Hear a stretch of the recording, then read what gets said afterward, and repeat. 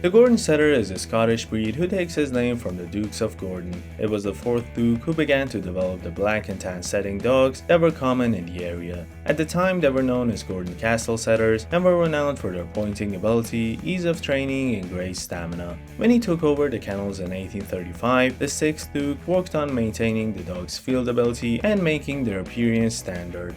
Gordons were imported by Americans George Blunt and Daniel Webster in 1842, and the dogs were recognized by the American Kennel Club in 1884, making them one of the original AKC breeds. Today, the Gordon appeals to a special subset of hunters and dog lovers who appreciate him for his noble good looks, scenting ability, and mild manners. He ranks 98th among the breeds registered by the AKC.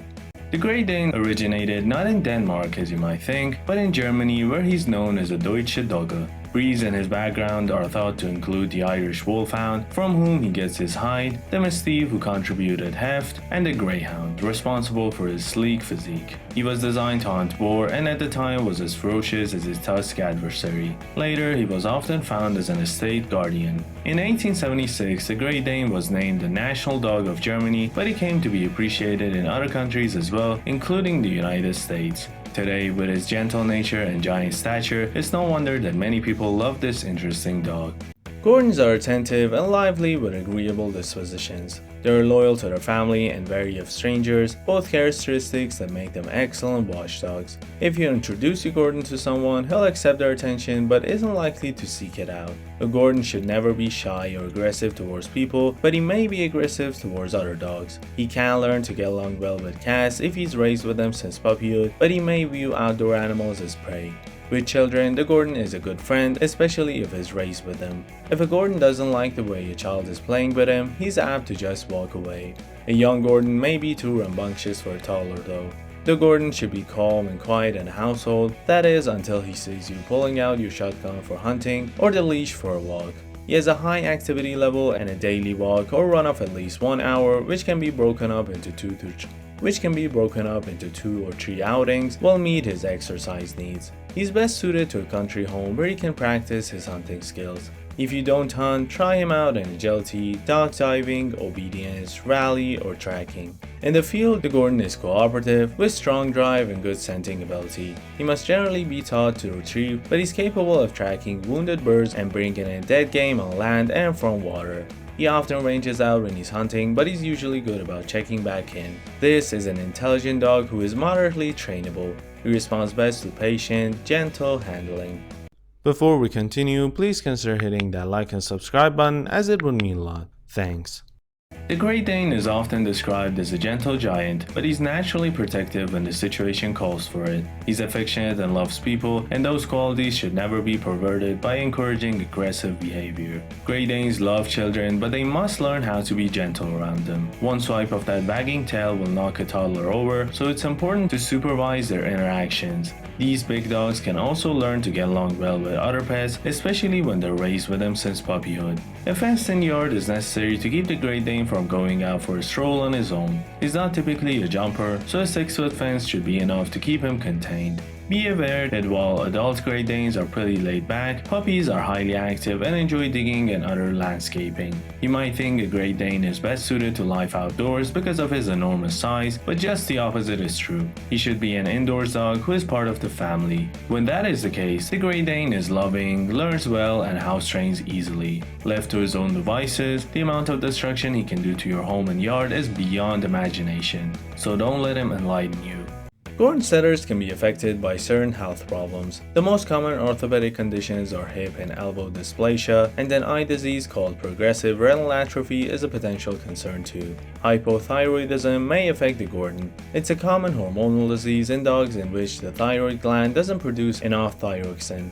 Cancers such as fibrosarcoma are also seen in the breed. Not all of these conditions are detectable in a growing puppy, and it's impossible to predict whether an animal will be free of these maladies, which is why you must find a reputable breeder who is committed to breeding the healthiest animals possible. The Gordon Setter Club of America participates in a Canine Health Information Center, a health database. Before individual Gordons can be issued a CHIC number, breeders must submit hip and elbow evaluations from the Orthopedic Foundation for Animals OFA and eye test results from the Canine Eye Registration Foundation. Pen hip certifications of hips are also accepted. The Great Dane is unfortunately prone to a host of health problems. Among the conditions that can affect the Great Dane is bloating, a condition in which the stomach expands with air. This can become a more serious condition, gastric torsion, if the stomach twists on itself, cutting off the blood supply. In the case of this grave emergency, immediate surgery is the only thing that can save his life. Great Danes also suffer from a high incidence of cardiomyopathy, a disease of the heart muscles resulting in an enlarged heart. Great Danes are powerful giants who are regal, intelligent, and elegant with a warm temperament. These dogs are so iconic that in 1876, Germany declared the Great Dane its national dog. With a maximum height of 30 to 32 inches, these dogs are literally the tallest dogs in the world. Males weigh 140 to 175 pounds, whereas females weigh only 110. clear the dog for the time being. A dog could test clear one day and develop heart disease the next. Great Danes can also suffer from hip dysplasia, a crippling malformation of the hip socket that may require costly surgery to repair and can result in painful arthritis later in life.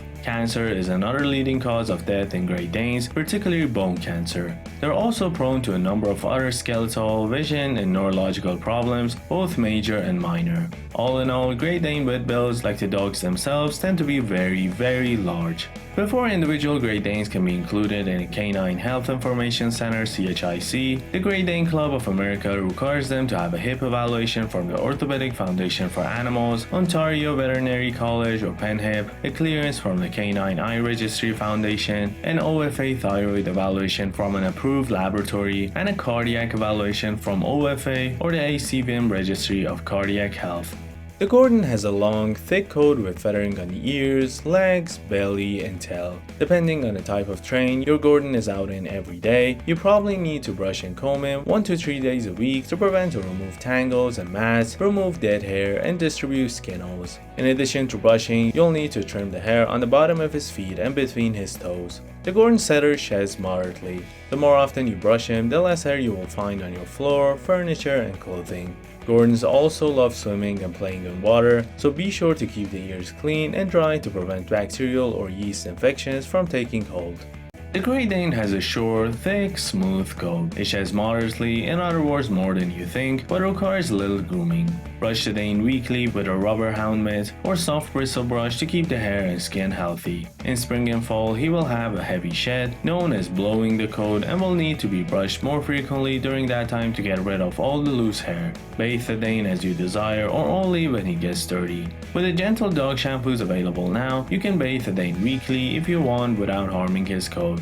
The rest is basic care. Trim the nails as needed, usually once a month, and good dental hygiene is important, so brush the teeth frequently for good overall health and fresh breath. Check the ears weekly for dirt, redness, or a bad odor that can indicate an infection. If the ears look dirty, wipe them out with a cotton ball dampened with a gentle ear cleaner recommended by a veterinarian. It's best to introduce your dog to grooming at an early age so he will accept it gracefully. Alright guys, which one do you think you'll get? Tell me down in the comments.